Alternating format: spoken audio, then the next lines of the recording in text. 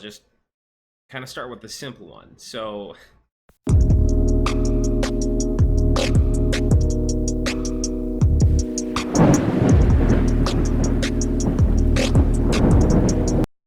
that was that scar. Scar number 2.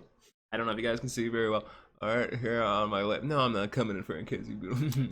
I have a scar right there on my lip. When I was a kid, I was at the lake with my brother again.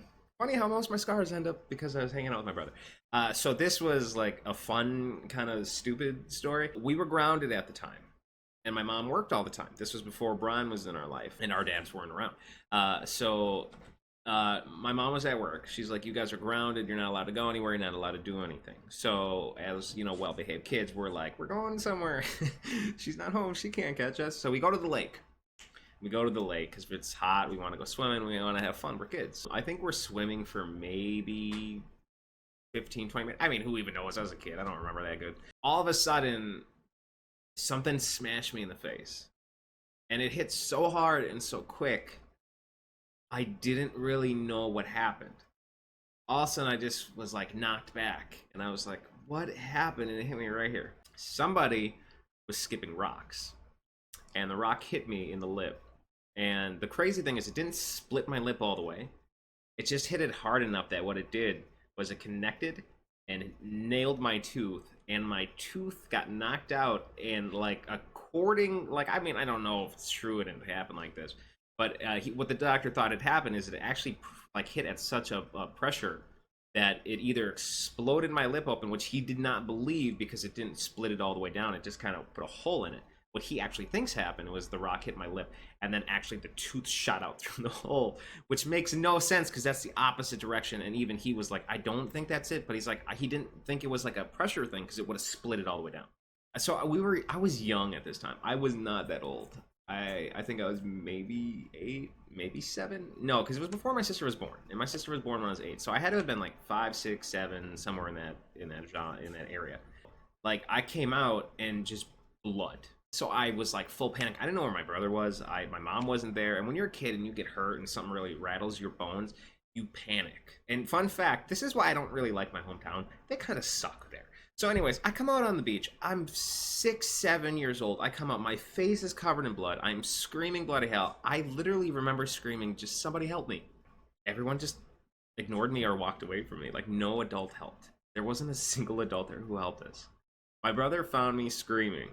And right across from the lake, like literally like a 3-minute walk from the lake, there is the library building over there. And since we're a small town, it also had a clinic built into it.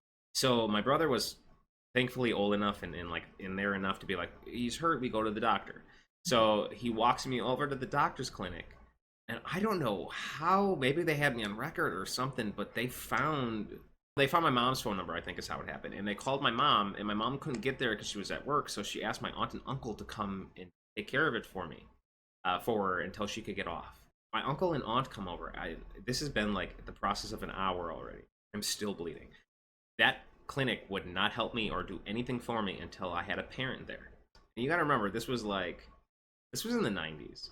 So this was not like the whole, oh my god, get him to an emergency room, someone help him, a child in need. Like they kind of were just like, well, he doesn't look like he's bleeding to death, so he can sit in the lobby. And I was fine, so there's nothing to complain about.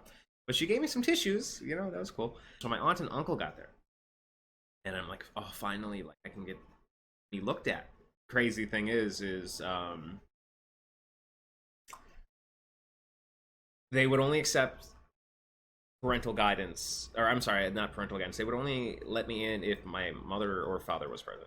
So they get there, and they said that there's nothing they could do because they're not my legal guardians. They sat with me, and like another hour or hour and a half rolled by, and my mom finally gets there.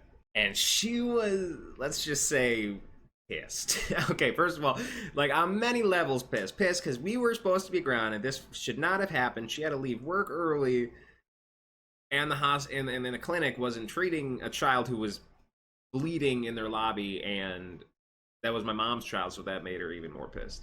They get me in. I think we didn't even go there. I think we went somewhere else. She was like that pissed off. So we ended up going to like a different clinic or maybe even the hospital. I'm not sure, but all I remember is that they injected me in the lip, which did not feel good at all. I remember that pain, and I was like 6 or 7. That felt like shit. They injected my lip. Like, you ever remember going to the dentist and they inject your gums? Times like 10. It hurt that much more. And I think it might have just been because my lip had been like, I remember them too. Like, they were like, the doctors were like, we need to get this cleaned. It has been open. It can get infected. And that was a huge worry of theirs, is because it just had been untreated for so long.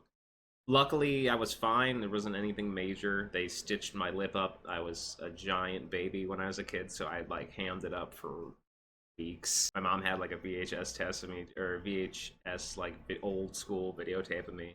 She was like recording me after the whole thing, and she's just like, "How you doing?" And I'm sitting there breaking Pringles into little pieces because I can't put the whole Pringle in my mouth because my lip hurt.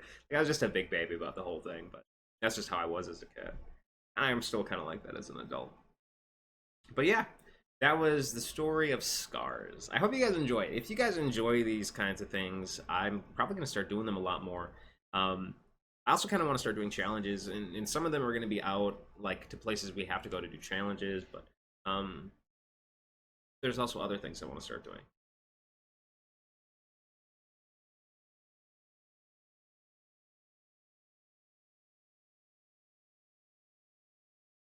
Like, I want to start. There's other things I want to start doing. Like, there's the like hot candy bars that a lot of people do, which I don't think are that bad because like I like spicy stuff. I've eaten really hot spicy stuff, and it doesn't typically bother me. So I haven't done any of those yet because I just don't know if it's going to be worth the reaction. Because I mean, I don't know. They could be like incredibly beyond my realm of understanding, Han. But I also don't want to do it and do a video and then have to sit there and fake it. Because some people do. Some people sit there and they're like, "Oh my god," like, but they don't mind it at all. And I don't want it to be disingenuous. So if you guys have any ideas for what you want to see, or any stories you want to hear about me, or things you guys want me to talk about, uh, comment down below. I'll definitely check them out and start doing this. I want to start doing this once or twice a week, throwing these up. And if you guys enjoy them enough, we might actually start doing a lot more of these and cut back on some of the gaming. Like I said, we're trying to grow the channel, and I just don't know which way we're growing just yet. So if you guys like the games, we might keep the games, the majority of it. If you guys like the vlogs a lot better, we might start doing more vlogs and just gaming on the weekend streams where we can all play together. So, but we'll figure it out. But thank you guys very much for watching. Hope you enjoyed Scars on Storytime. Later.